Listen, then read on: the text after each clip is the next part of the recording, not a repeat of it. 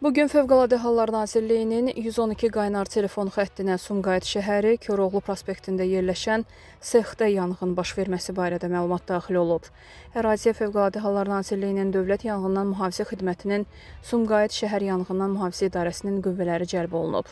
Hadisə yerində əməliyyat şəraitinin qiymətləndirilməsi zamanı yanğının bir dam altında tikilmiş ümumi sahəsi 1600 kvadrat metr olan obyektlərdən avtomobil təmiri sexi və ehtiyat hissələri satışı mağazası kimi fəaliyyət göstərən hissədə baş verdiyi və yayılma riskinin yüksək olduğu müəyyən olunub.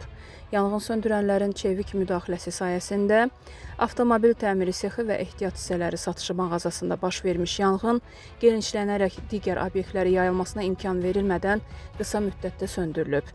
Yanğın nəticəsində 2 boksun yanar konstruksiyaları 60 kvadrat metr sahədə yanıb. Xəsarət alan olmayıb, bitişik yerləşən digər obyektlər yanğından mühafizə olunub.